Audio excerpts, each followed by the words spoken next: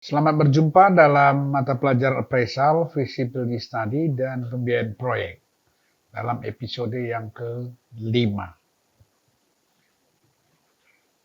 Modul bahan ajar kita sudah kita sampaikan beberapa kali, tapi hari ini kita masih tetap di topik bahasan yang kedua sebagai lanjutan dari aspek financial analysis proyek yang sudah kita bicarakan minggu lalu. Ya, kita teruskan. Nah, dalam analisis aspek-aspek proyek ini perlu kita ketahui bagaimana investasi itu dilaksanakan dan kita harus analisis di siapa-siapa saja yang terlibat di dalam proyek dan apa-apa saja yang perlu dianalisis dalam hal finansial, ya. Kita lihat. Jadi sekarang kita memasuki satu topik yang baru, yaitu analisis investasi. Jadi sebagaimana kita ketahui bahwa pembangunan infrastruktur itu memerlukan biaya, ya. Jadi biaya tersebut bisa saja dari perusahaan, perorangan, ataupun badan usaha pemerintah atau pemerintah sendiri, gitu ya. Jadi artinya banyak orang yang terlibat di dalam pembangunan proyek infrastruktur. Jadi oleh karena itu dalam analisis investasi ini kita harus lakukan satu penelusuran yang seksama, siapa saja yang terlibat di dalam proyek tersebut dan bagaimana dampak dari investasi tersebut terhadap orang-orang yang terlibat ini. Jadi kira-kira analisis investasi itu arahnya ke situ, ya. Nah, sekarang coba kita lihat, ya, kita ikuti definisi analisis investasi.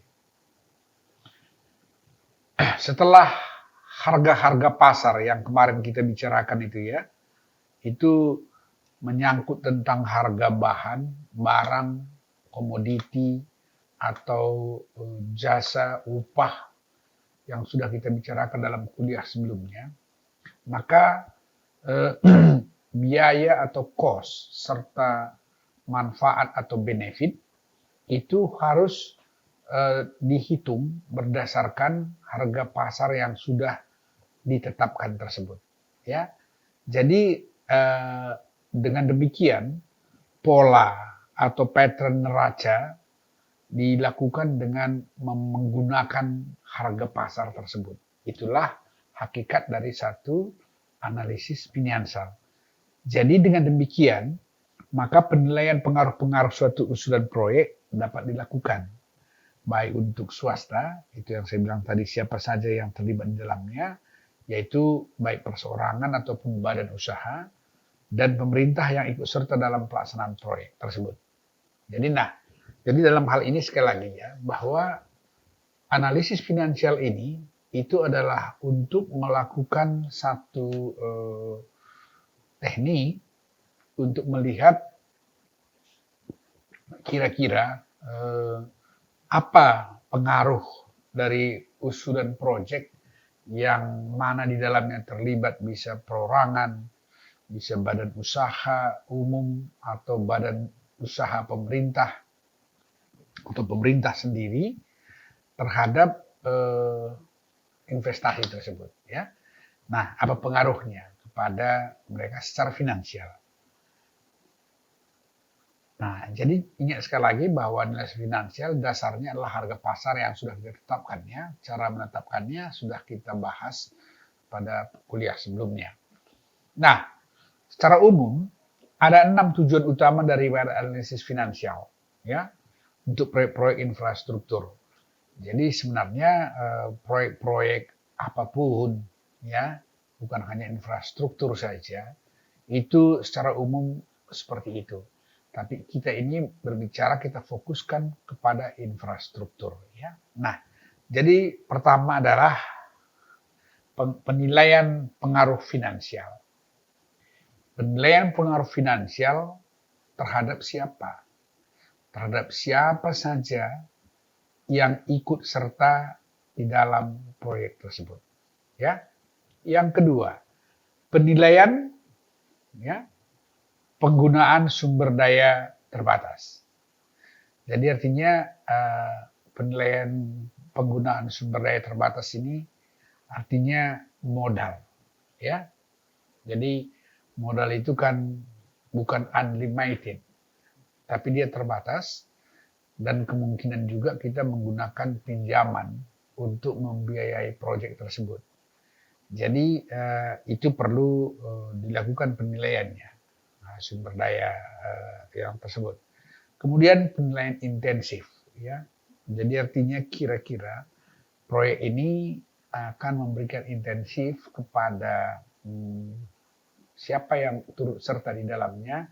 Itu kita harus lihat kira-kira apa intensif yang bisa mereka dapatkan. Kemudian ketetapan suatu rencana pembelanjaan. Jadi artinya kalau nilai uang itu kan begini ya.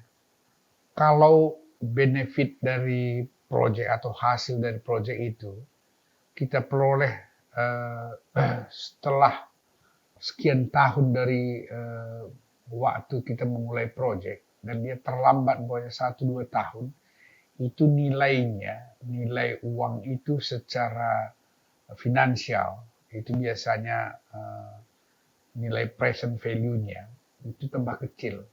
Jadi oleh karena itu kita harus lihat pembelanjaan ini itu tepat nggak gitu. Jadi artinya jangan sempat kita belanjakan di depan terlalu banyak, tapi at the end penyelesaian proyeknya tidak secepat kita menginvestasi. Jadi oleh karena itu sama ya, kalau dalam benefit streamnya makin lama baru diterima atau cost streamnya kita belanjakan terlalu besar di depan, tapi proyeknya beroperasi atau memberikan hasil masih tidak lebih cepat, itu kita harus nilai apakah ini kesalahan dari manajerial atau apa gitu, atau ketidakpahaman terhadap finansial. Ini harus diperiksa apakah rencana pembelanjaan itu sudah tepat ya. Koordinasi kontribusi finansial. Ini pun penting, kira-kira kalau umpamanya cocok nggak kita membuat kontribusi penerimaan dan belanja. Seperti yang saya katakan tadi, terhadap kegiatan-kegiatan yang dilakukan baik di sektor operasional nantinya setelah proyek selesai atau pada saat masa persiapan dan konstruksi daripada infrastruktur tersebut. Kemudian yang terakhir adalah penilaian kecakapan pengelola keuangan. Jadi artinya begini ya, siapa yang mengelola keuangan ini? Jadi kalau proyek tersebut umpamanya ya dibiayai oleh suatu perusahaan, berarti kan bisa KSO namanya. Infrastruktur itu umumnya kan dikerjakan oleh pemerintah kalau public infrastruktur. Tapi bisa juga KSO, kerjasama operasi dengan perusahaan swasta. Nah, atau bisa saja dikerjakan oleh perusahaan negara. Tapi dia perusahaan ya, dalam aspek finansialnya dari perusahaannya. Nah, ini kecakapan pengelola ini akan terlihat dari analisis keuangan atau finansial ini. Dengan dilakukannya satu analisis, kita bisa melihat apakah dia capable atau tidak capable, atau perlu pelatihan kah, atau macam mana gitu ya. Jadi ini kira-kira tujuan analisis itu ada 6. Jadi penilaian pengaruh finansial, penilaian penggunaan sumber daya, penilaian intensif, ketepatan rencana, dan koordinasi kontribusi finansial, dan penilaian kecakapan pengelola. Mari kita lihat satu persatu ya. Penilaian pengaruh finansial. Tujuan yang paling penting dari analisis finansial adalah menilai pengaruh-pengaruh proyek terhadap pihak-pihak yang turut serta dalam proyek. Itu yang saya sebutkan tadi. Ini yang paling penting dari analisis finansial adalah menilai pengaruh-pengaruh proyek terhadap pihak-pihak yang turut serta dalam proyek. Nah, siapa saja yang terlibat atau ikut serta dalam proyek? Pertama, ya, orang-orang atau individu atau kelompok masyarakat yang turut serta dalam proyek. Apa contohnya ini? Contohnya begini. Saya ambil contohnya proyek irigasi. Siapa orang-orang ini? Para petani. Ya. Kenapa? Karena dia ikut terlibat di dalamnya. Pertama, kalau lahan mereka pada saat itu dicetak, gitu, dia kan nggak menghasilkan apa-apa, gitu ya. Jadi karena dia tidak menghasilkan apa-apa, nanti pada saat sudah dioperasikan, dia mendapat hasil. Nah, jadi oleh karena itu, orang-orang ini, baik secara pribadi maupun secara kelompok, termasuk orang yang turut serta dalam proyek. Kedua, perusahaan-perusahaan swasta dan umum. Nah, itu seperti saya katakan tadi. Kita kasih satu contoh begini. Ada infrastruktur publik dalam bentuk jalan tol. Seperti kalau kita lihat di Sumatera Utara ini atau di Medan ini, yang ruas tol baru, ya, antara Tanjung Merawa ke Kuala Namu dan antara Medan ke Stabat, ya, Medan Binjai Stabat ini, itu siapa yang bangun? Itu PT Hutama Karya. PT Hutama Karya itu apa? Perusahaan negara, BUMN. Dia itu keuangannya bukan keuangan negara, tapi keuangan perusahaan. Maka secara finansial, ya, kita harus lihat apa pengaruh proyek ini terhadap finansial, kondisi finansial dari PT Hutama Karya. Itu artinya. Ya, atau mungkin saja perusahaan swasta murni, bisa kerjasama operasi atau KSO, atau mungkin full pun boleh. Yang penting adalah apa pengaruhnya kalau dia full, kalau dia KSO, KSO-nya seperti apa, kalau dia BUMN, bagaimana operasionalnya, berapa lama dia harus operasikan sebelum dikembalikan kepada negara, contohnya, gitu ya. Nah, ini adalah salah satu analisis finansial yang perlu dilakukan untuk melihat pengaruhnya terhadap siapa yang terlibat atau turut serta dalam proyek tersebut. Kemudian badan-badan pelaksana pemerintah, ini pun perlu. Nah, badan-badan pelaksana pemerintah itu juga siapa saja badan-badan pelaksana. Seperti contohnya ini tadi, badan usaha milik negara. Kan badan usaha milik negara. Dia memang, ya, kalau dicek umpamanya saham di dalam perusahaan itu mungkin 100% milik pemerintah. Tetapi keuangannya dipisahkan dengan keuangan negara. Oleh karena itu, maka kalaupun itu, ya, kalaupun itu swasta, bukan pemerintah, ya, badan usaha pemerintah, tetapi perlakuannya sama dengan swasta dan badan pelaksana pemerintah ini. Kita harus lihat apa dampaknya kepada mereka, ya, kepada perusahaan itu. Nah, kemudian pihak-pihak lain yang terlibat di dalamnya. Jadi artinya yang ikut serta di dalam itu kita harus lihat. Jadi oleh karena itu maka ini semua, ya, siapa saja yang terlibat atau turut serta dalam proyek tersebut harus kita identifikasi. Terlibat dalam arti kata sebenarnya adalah mereka ikut serta mengkontribusi biaya atau cost, ya, dan dia punya hak untuk mendapatkan benefit atau hasil dari proyek tersebut. Itu yang disebut namanya yang turut serta dalam proyek, ya. Baik, kita lanjutkan. Yang kedua, penilaian penggunaan sumber daya, jumlah pengembalian hasil proyek, ya, dan pembayaran pinjaman yang meningkat pada perusahaan-perusahaan persorangan merupakan indikator yang penting dari penggunaan sumber daya secara efisien. Nah, jadi artinya ini, ya, meningkat pada perusahaan-perusahaan persorangan atau perusahaan umum atau perusahaan badan usaha milik negara Ini penting diketahui karena dia akan merupakan satu indikator apakah ya kalau mereka uh, menggunakan uang itu dari pinjaman badan keuangan ya seperti perbankan gitu. Jadi kalau dilihat dari kondisi keuangan finansial, mereka meminjam uang itu kan ada bunganya. Ya. Jadi kalau apa yang mereka peroleh dari proyek itu kira-kira sebanding nggak dengan uang yang dia pinjam. Gitu. Nah, umpamanya kalau dia pinjam dengan bunga 15%, dia nanti bisa menghasilkan lebih besar dari itu atau tidak, baik uang perorangan yang masuk tadi, uang perusahaan atau uang badan usaha milik negara, bisa nggak lebih besar dari bunga uang yang dia pinjam gitu.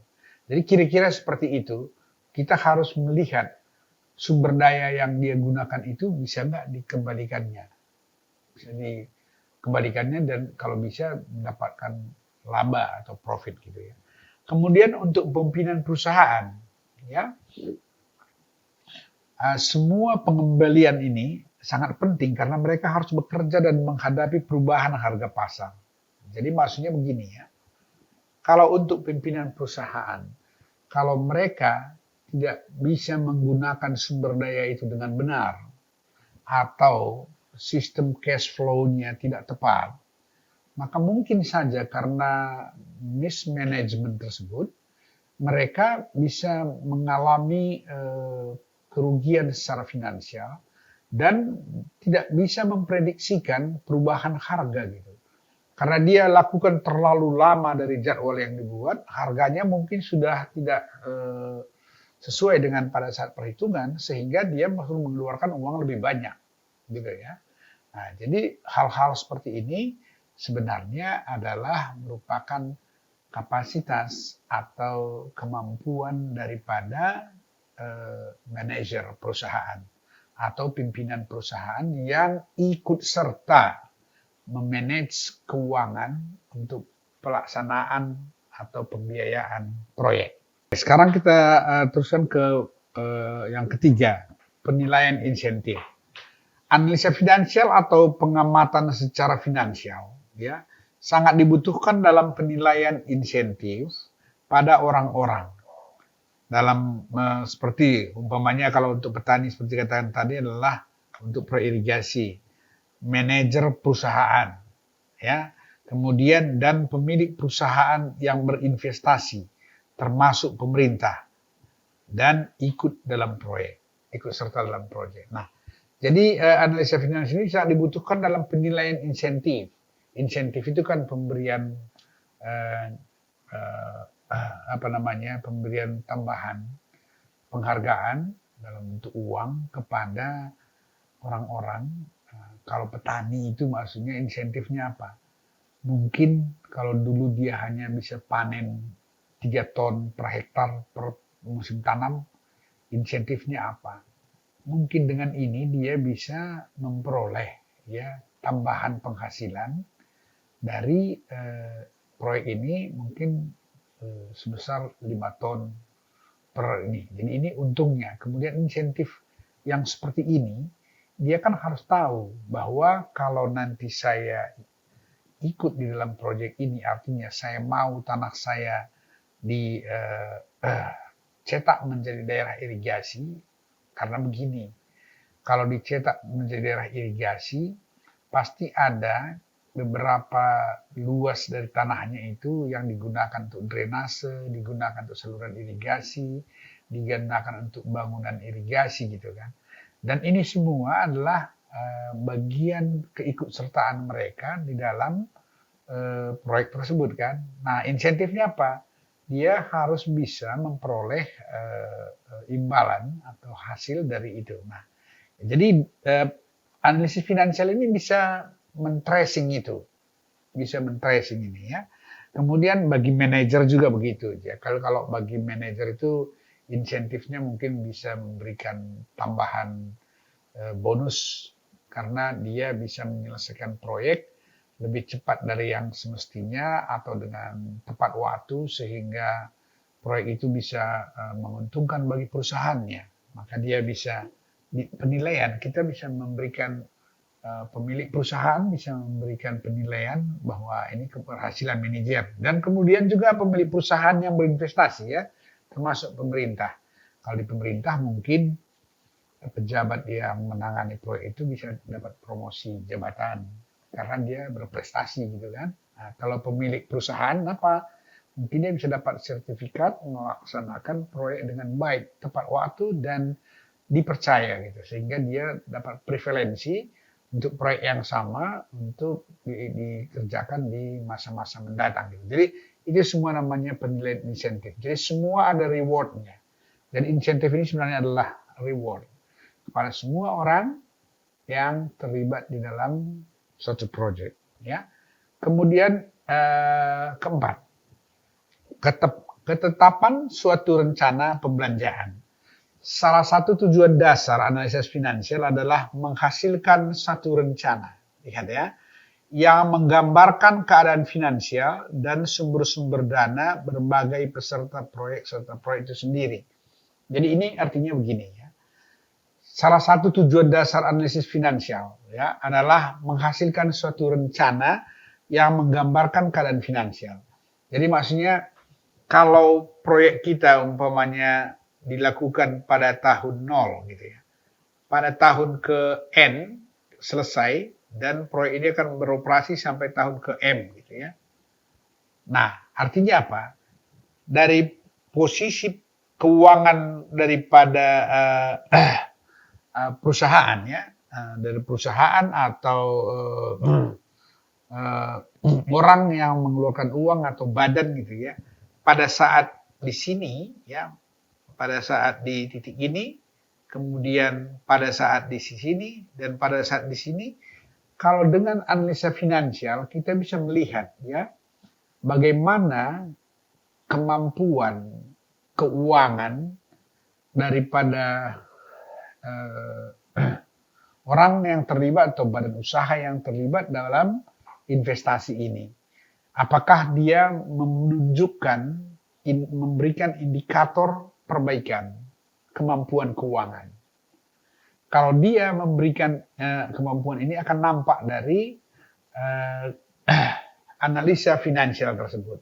Jadi dari tahun ke tahun kita bisa melihat bahwa kemampuan finansial orang-orang atau badan usaha yang ikut dalam proyek ini membaik atau memburuk gitu ya. Nah, ini artinya adalah ketetapan suatu rencana pembelanjaan.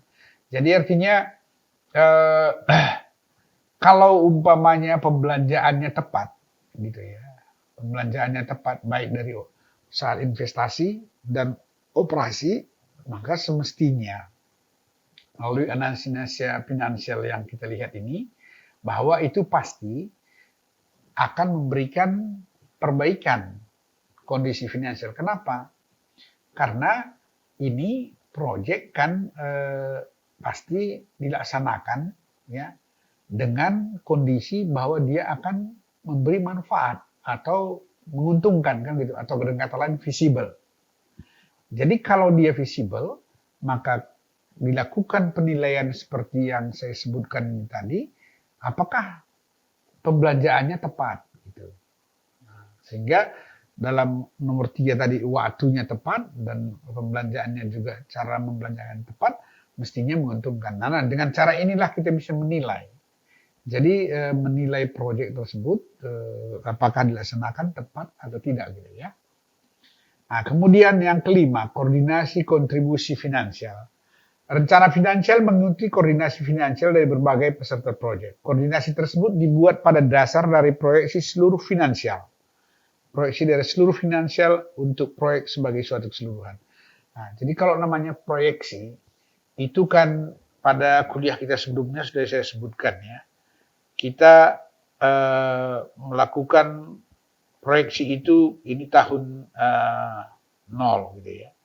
Ini tahun M atau N gitu ya. Jadi semua kejadian di depan gitu ya, itu kan eh, kita harus proyeksikan. Artinya kalau kita kemarin ya contohnya, waktu kuliah sebelumnya, saya sebut kita menganalisis dengan harga konstan gitu. Jadi harga konstan kan kita pakai pada posisi ini ya, posisi awal project. Artinya kita nggak hitung inflasi kan gitu kan. Di sini inflasinya sampai tahun ini berapa, sampai tahun ini berapa gitu. Nah, jadi dalam proyeksi ya, proyeksi kondisi finansial secara keseluruhan ini harus dilihat lebih seksama. Mungkin kita harus perkirakan nantinya seperti apa gitu. Jadi oleh karena itu ini harus dibicarakan ya, antar peserta proyek ini, ya, peserta proyek dan ininya harus di dalam manajerialnya dia harus koordinasikan ini. Bagaimana perhitungan inflasi, kemudian bagaimana perhitungan pertumbuhan ekonomi, apakah pertumbuhan ekonominya negatif atau positif gitu kan. Nanti itu kan berkaitan dengan interest rate, bunga uang yang diproyeksikan pada masa yang akan datang gitu. Karena itu belum terrealisasi karena namanya proyeksi nanti gitu ya. Jadi ini harus dikoordinasikan. Ada kesepakatan lah bahwa contohnya begini. Cocokkah kita buatkan evaluasi terhadap finansial ini dengan memperkirakan atau memproyeksikan bunga uang yang kita gunakan untuk investasi ini adalah 10% per tahun selama 20 tahun gitu. Atau mungkin ini hanya cocok untuk 10 tahun pertama, 10 tahun kedua mungkin lain gitu kan. Nah, itu namanya kan harus dikoordinasikan, harus disepakati antar peserta proyek ini bahwa inilah yang kita lakukan dalam menganalisis finansial dari investasi proyek ini gitu. Ini contohnya. Ya, kita lanjutkan yang terakhir. Penilaian kecakapan mengelola keuangan. Nah, analisa finansial ini juga bisa men-tracing atau melihat ya dari cash flow atau kondisi keuangan ya. Kecakapan mengelola keuangan itu artinya begini ya. Umpamanya setiap project itu dari mulai start sampai finish gitu ya. Itu ada namanya S-curve gini ya gitu kan. Nah, ini adalah penyelesaian proyek dari mulai sampai finish gitu kan. Start sampai finish. Nah, di sini selesai. Nah, kalau di sini kita lihat kalau umpamanya S-curve-nya ini sudah dibuat dan itu sudah disepakati bersama, kita lihat artinya dari neraca belanja dan belanja proyek tersebut, kita bisa melihat kira-kira ya ini belanjanya tepat nggak gini seperti ini, atau mungkin proyeknya bisa gini, S-nya enggak gitu ya. Jadi ini bisa dinilai dengan analisa finansial. Kenapa? Karena pembelanjaan di awal yang besar seperti ini dengan yang kecil seperti ini akan memberikan dampak yang berbeda terhadap cash flow atau analisa finansial dari proyek. Kriteria-kriterianya akan nampak, akan muncul itu. Dan demikian juga halnya kalau umpamanya, kalau pembelanjaannya tepat dan sesuai dengan ini, atau malah bisa lebih cepat selesainya gitu kan. Itu pun akan nampak. Jadi siapa yang berperan dalam hal ini? Pertama sebenarnya adalah yang mengelola proyek. Jadi kalau gitu, para analis dapat membuat penilaian tentang kerumitan pengelolaan finansial proyek dan kemampuan pimpinan untuk mengelola proyek. Jadi ini pimpro-nya ya, pimpro dari ini atau siapa yang ditunjuk untuk mengelola keuangan proyek ini, itu adalah merupakan salah satu hasil yang bisa di tracing melalui analisis finansial.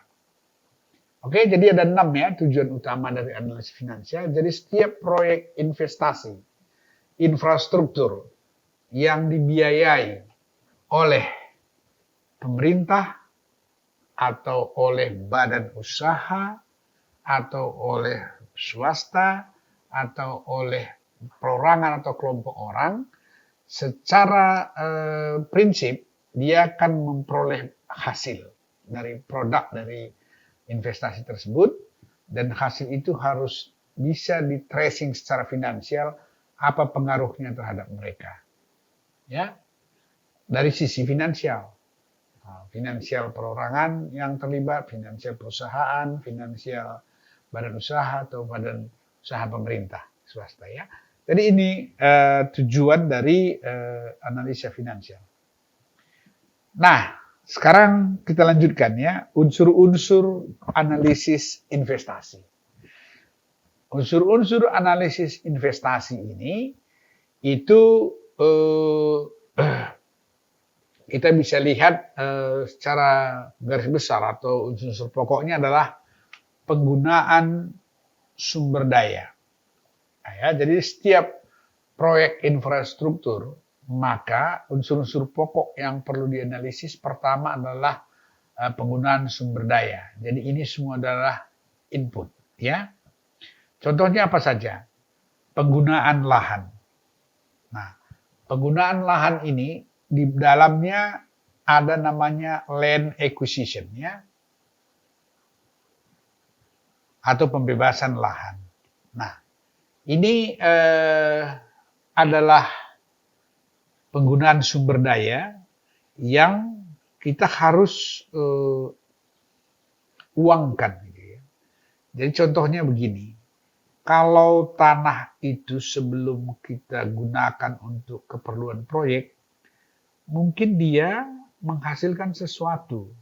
Contohnya, mungkin lahan pertanian, kalau kita buat proyeknya infrastrukturnya jalan raya, maka sesuai dengan kebutuhan pembebasan lahan jalan raya itu nggak bisa menghasilkan, kan gitu kan?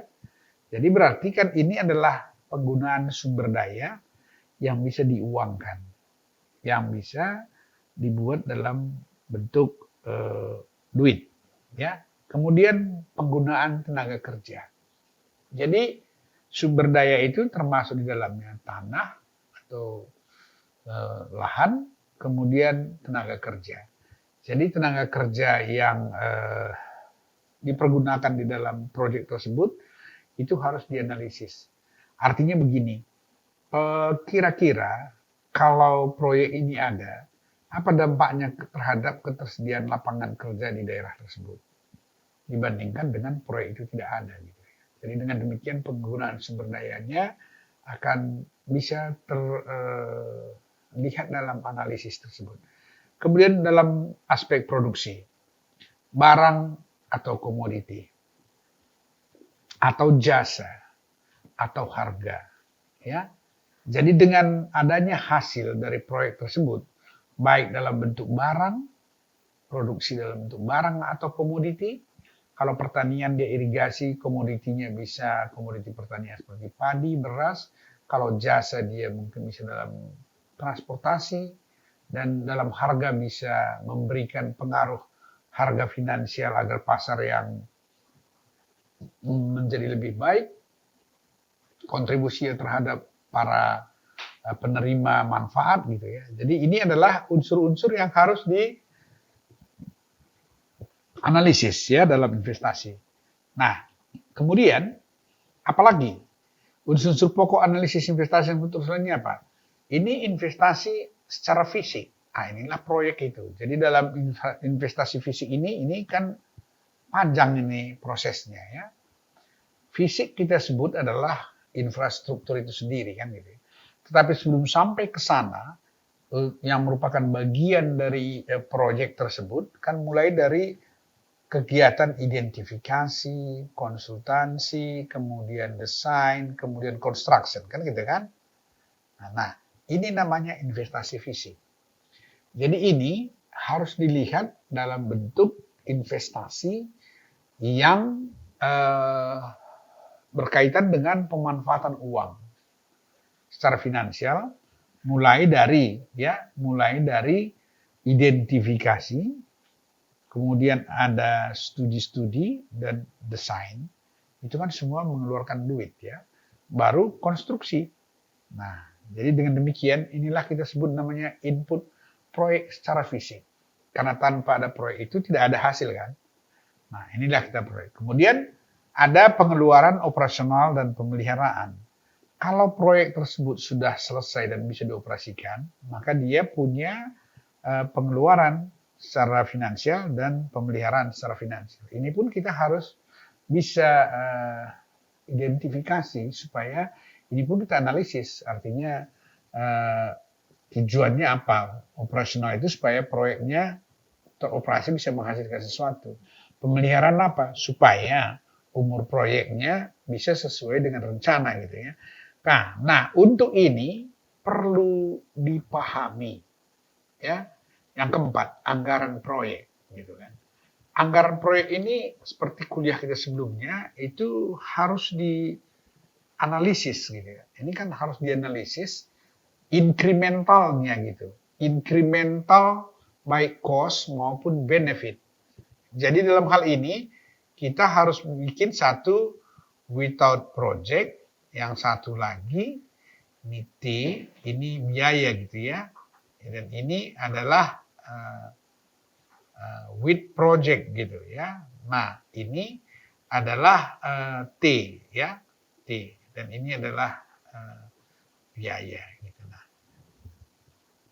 jadi ini saya kira penting untuk diketahui bahwa di anggaran proyek ini dasar kita dalam menganalisis itu adalah kondisi without project dan kondisi with project. Jadi kalau kita lihat ya dari 4 unsur analisis investasi infrastruktur ini tadi, mari kita lihat sekali lagi ya.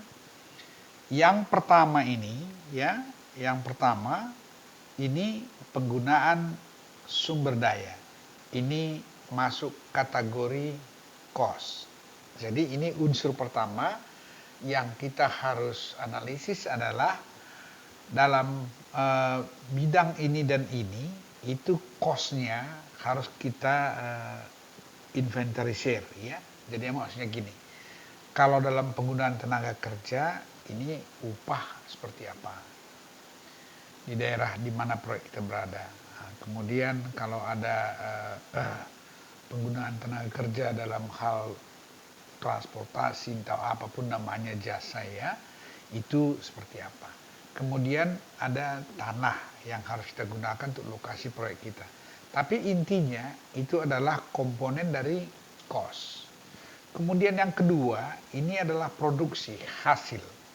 Ini yang dihasilkan bisa barang, bisa jasa dengan harga yang sudah kita tetapkan. Kalau kita finansial, harga pasar yang kita tetapkan terhadap harga yang berkaitan dengan barang yang bersangkutan atau komoditi yang dihasilkan atau jasa yang dipergunakan. Nah, ini adalah benefit ya. Gitu. Nah, sekarang nomor 1 dan nomor 2 kita kelompokkan dalam cost dan benefit. Nah, kemudian kita lihat yang nomor 4 ya. Nomor 3 dan nomor 4.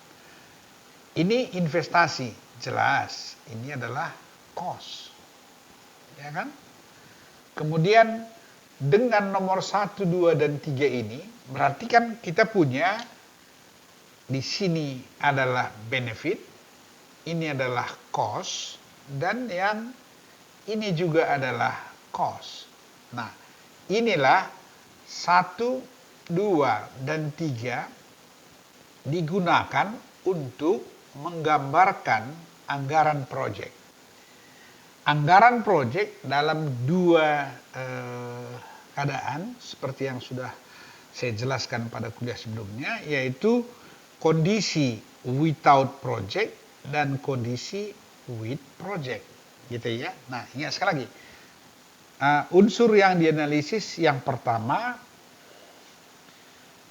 dan kedua dan yang ketiga itu digunakan untuk memperoleh satu stream ya, stream cost cost stream atau benefit stream dalam kondisi without project dan with project. Nah, untuk ini coba saya berikan penjelasan yang berkenaan dengan hal tersebut. Kemarin waktu kita kuliah sebelumnya, setiap project itu ada saya gambarkan satu kondisi begini ya. Ini adalah misalkan ini adalah cost ya.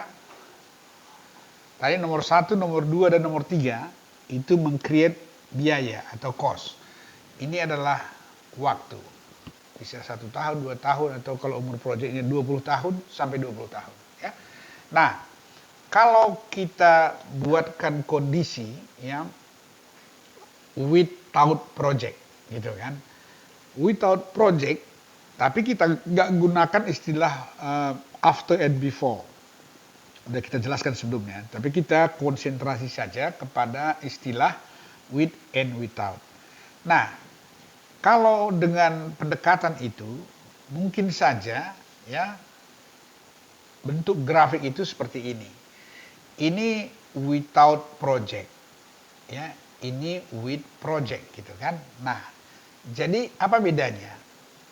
Without project ini juga ada kemungkinan ya cost-nya bertambah, ya, karena mungkin infrastruktur atau apa segala macam yang ada di sana tambah lama tambah rusak, gitu. Atau bisa juga cost itu seperti ini ya. Jadi umpamanya cost-nya pada saat belum ada ini bisa ininya menurun gitu. Artinya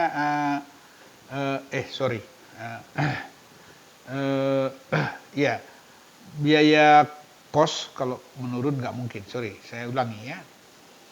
Nah, yang pertama kejadiannya adalah seperti ini ya. Ini adalah cost, ini adalah T ya. Jadi bisa cost-nya tetap gini, bisa. Ini yang pertama ya.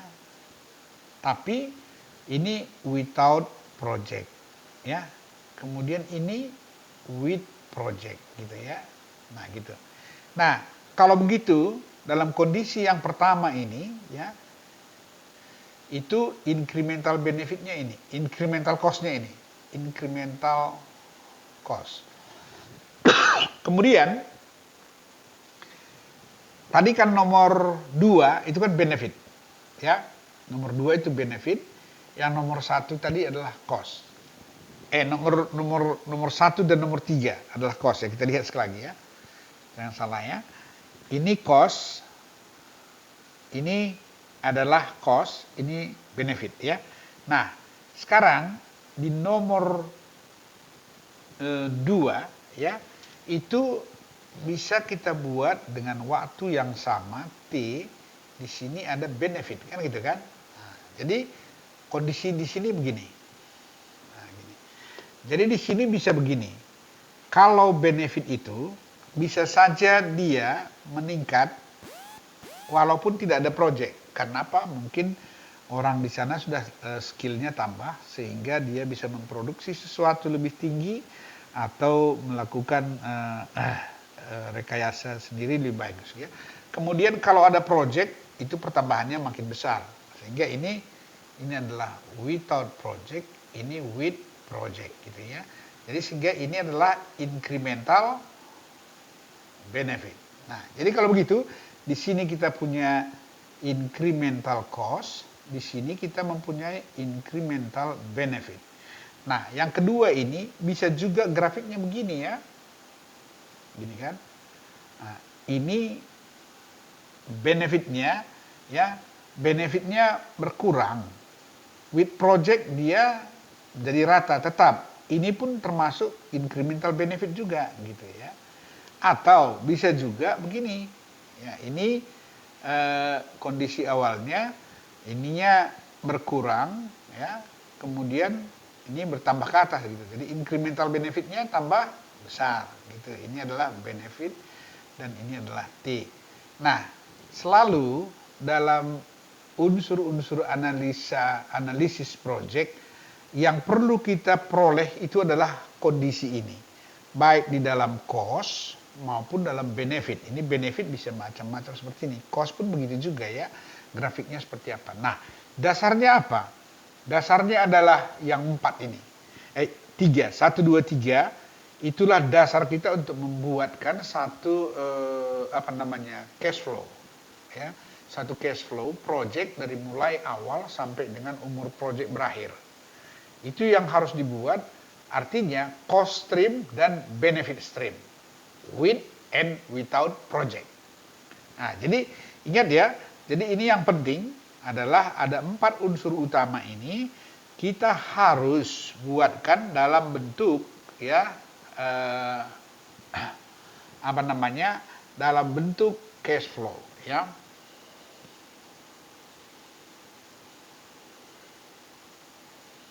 Jadi cash flow-nya bentuknya apa?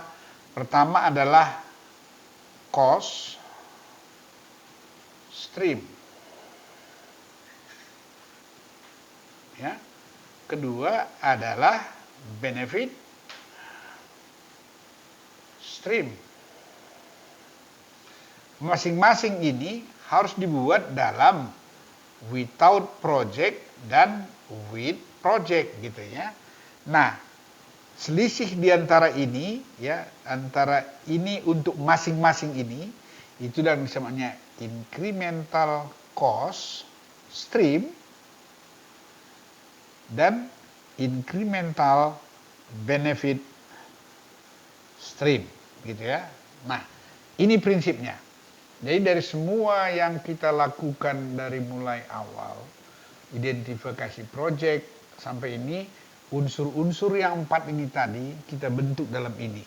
Jadi ini supaya mudah diaplikasikan dalam satu spreadsheet ya, ini harus dibuat dalam satu bentuk tabel atau tabulasi. Grafik itu tadi dibuat dalam bentuk tabel ya. Jadi artinya bentuk tabel itu kira-kira seperti ini ya. Saya buatkan contohnya supaya nanti ada pemahaman yang jelas.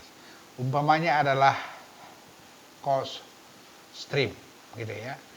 Ini kan pertama dulu kita sebut without project ya. Nah, ini kalau dari cost stream ini pasti ada year 0 sampai year end kan gitu kan. Ini komponen yang di bawah tadi, yang komponen 1 sama 3 ya, yang cost tadi. Jadi cost itu harus di breakdown di sini apa saja ya. Nah, jadi ini tadi kan ada komponen, kita lihat di sini ya. Nah, komponen nomor 1 dan nomor 3 ya kan. Nah, nomor 1 apa saja di dalam sana kasih komponennya dan harganya pada saat kita membuat tabel itu, harganya harga pasar yang sudah ditetapkan itu. Kemudian yang nomor 3 ini kan investasi, input ini kan investasi ya kan. Nah, jadi kalau begitu yang ini pun buat komponennya. Jadi di tabel kita ini di sini adalah komponen yang berkaitan dengan nomor 1, isikan semua, apa saja. Ya, artinya bisa pembebasan tanah, kemudian sosialisasi ini, kemudian cara pendekatan segala macam. Apa yang mengeluarkan uang dalam tahap penyediaan tempat lahan ini, masukkan di situ. Kemudian nomor 3, di sini kan nomor 3 ini kan ada identifikasi proyek, kemudian feasibility study, kemudian ada ada desain DED. Ini semua berapa uangnya. Kemudian satu lagi adalah konstruksi kan gitu kan, konstruksi. Nah, buat ini semua ini kan ada year-nya, year 1, year 0. Tahun pertama itu adalah disebut tahun ke-0 ya, karena di situ tahun investasi 2, 3, 4 sampai sekian. Nah, kalau begitu untuk ini kita harus tambahkan lagi apa lagi tadi, operasi dan pemeliharaan kan gitu kan. Misalkan selesai sampai tahun ketiga, berarti semua investasi berhenti di tahun 1, 2, 3, 4 tahun selesai. Berarti dari sini ke sana kan ada operasi dan pemeliharaan. Nah, sampai akhir proyek. Ini yang harus dibuat dalam kondisi without project dan with project ya. With project ya. Nah, jadi kalau ini sudah dibuat, berarti kalau kita kurangkan with dengan without, hasilnya adalah incremental. Incremental itu pun buat dalam bentuk tabel seperti ini. Ya. Hal yang sama dilakukan untuk benefit. Ya, jadi untuk benefit begitu juga. Nah, pokoknya kan ini benefit stream. Nah, berarti ini juga harus ya, without project and with project, kan gitu kan. Nah, ini pun tahun 0, tahun 1 sampai tahun N. Nah, ini apa? Kalau dia di sini ada nomor 1 produk kan? Produk. Kemudian produknya bisa barang atau komoditi atau jasa. Kemudian kedua apa? Unit price. Produknya berapa macam? Kalau banyak macam, unit price-nya pun banyak macam. Kemudian nomor 3, perkalian antara produk kali unit price. Rupiahkan, tapi ini berlaku setelah tahun selesai konstruksi. Berarti dia hanya ada, mungkin kalau di Santara kita bikin, dia mulai tahun ke-5, 6, 7, sampai N. Jadi dia, kan selesai dulu proyeknya, baru ada produknya. Baru isilah ini. Seperti apa? Sampai ujung. Ya. Nah, ini kita totalkan pada setiap tahun kita dapatkan. Nah, without project seperti apa, with project seperti apa, cari lagi incrementalnya. Jadi dengan cara seperti itu, analisis finansial dengan unsur-unsur yang sudah kita pelajari ini tadi, maka kita bisa menjawab tujuan-tujuan dari analisis finansial ini, yaitu yang 6 tadi. Ya, jadi kita lakukan ini dengan cermat, dengan seksama. Pertama menentukan harga-harga yang betul, kemudian kita lakukan penetapannya. Berdasarkan itu kita value cost dan benefit. Jadi sebenarnya tujuan kita adalah memvalue cost stream dan benefit stream, ya.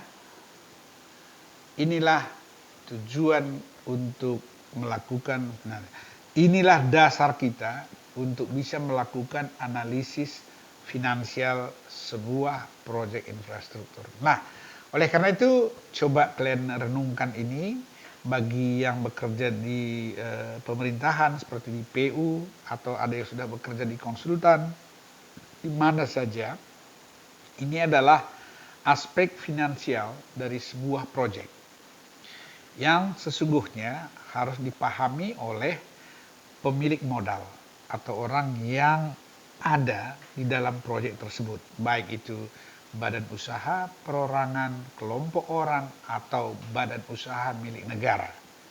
Ya, jadi saya harapkan dengan mengulangi materi ini, Anda baca dengan seksama. Saya harapkan ya, dalam waktu dekat ini Anda sudah bisa menyusun atau membuat satu cash flow project infrastruktur, mulai dari awal sampai dengan akhir seperti yang saya jelaskan ini, sehingga bisa membuat satu cash flow stream, ya, cost stream dan benefit stream dalam kondisi without project dan with project. Ya, ingat, buka kembali kuliah kita sebelumnya sehingga terminologi ini bisa dimengerti dan cara menentukan harga pasar bisa dipahami. Mudah-mudahan dengan mendalami ini Anda bisa mendownload ya banyak buku atau YouTube atau bahan-bahan di internet yang Anda bisa lihat dalam analisa financial project. Ya, saya kira saya akan buatkan satu rekap dalam pertemuan kita berikutnya, satu teknik atau cara untuk melakukan analisis ini sehingga Anda bisa mengerti apa itu feasibility study dan apa itu appraisal, ya. Saya kira sekian yang bisa saya sampaikan pada kesempatan ini. Sampai jumpa di episode berikutnya. Salam.